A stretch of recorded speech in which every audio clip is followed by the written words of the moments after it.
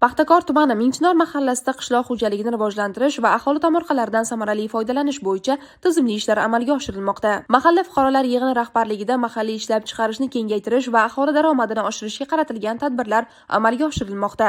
Mahalla raisi o'z tomorqasida turli xil sabzavot va ko'katlar, ertangi kartoshka hamda boshqa ekinlar ekib, aholi uchun namuna ko'rsatmoqda. Paxtakor tumani Mingchinor mahalla fuqarolar yig'ini raisiman.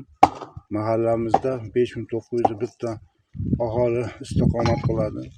Mahallamizning umumiy hudud maydoni 297. Shundan 104 gektariga tomorqachilik bilan shug'ullanadi. Asosan mahallamizda shu sentyabr oylarida to'sqinbosdi ekinlarni ekishga hozir juda o'rgangan. Ular shu sentyabr oyida ekib, martning oxirlariga borib, shu zelin qilib sotishga odatlandi. Hozir shunaqa xonadonlardan 60 dan ziyod xonadonda mana shunday sarimsoq piyozlar ekilgan. Mena bir 3 yildan beri qiziqib, men hozir tomorqamda bir 8 sotik yer maydoniga sarimsoq piyoz ekkanman. Shuni mana hosilini ko'rib turibsizlar. Hammasi mehnatga bog'liq, shu mehnat orqasidan mana shunday nimaga yetib keldi.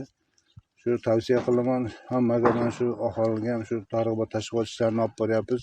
Shu sarimsoq piyozdan daromadi juda yuqori ekanligi, mana shu sarimsoq piyozni zelin shaklda sotsa, o'zlari keladi, o'zlari odam qo'yib, o'zlari yig'ib olib 4-5 mana shu 4-5 ta bu bog'ini 2000 so'mdan olib ketyapti. Aholimiz hozir to'liq kartoshka ekinlarini ekib bo'ldi. Shu kartoshka ekinlaridan o'zlarining ehtiyojidan qolgan qismini mahalliy bozorlarimizni arzonlashtirishga ham erishyapmiz. Tomorqa koni foyda, mahalla obod bo'lsa xonadon obod bo'lsa tomorqa obod deydi. Shu shiorlar ostida amal qilib olganmiz, xalqimiz bilan mehnat qilyapmiz. Boshqaruv va tashabbuslar natijasida hududda 60% dan ortiq xonadon egalari tomorqadan samarali foydalanib, o'z daromadlarini oshirmoqda. Jumladan, O'smat ko'chasida yashovchi Do'smatov O'roqboy 12 sotiq yer maydonidan 1 yil davomida 3 marotaba hosil olib, 80 million so'mdan ortiq daromadga erishgan. Bu tomorqachilik orqali yuqori natijaga erishish mumkinligini yaqqol ko'rsatadi.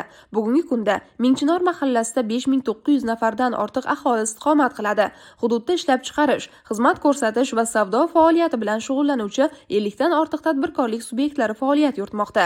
Shuningdek, 180 nafar fuqaroga 102 gektar yer maydoni dehqonchilik uchun ajratib berilgan. Ajratilgan yer maydonlarining katta qismida aholi supurgi yetishtirish bilan shug'ullanadi. Mingchinor mahallasida amalga oshirilayotgan ushbu tashabbuslar aholi bandligini ta'minlash, daromadlarni oshirish va qishloq xo'jaligini rivojlantirishda muhim ahamiyat kasb etmoqda hamda mahalla hayotida ijobiy o'zgarishlar yaratmoqda.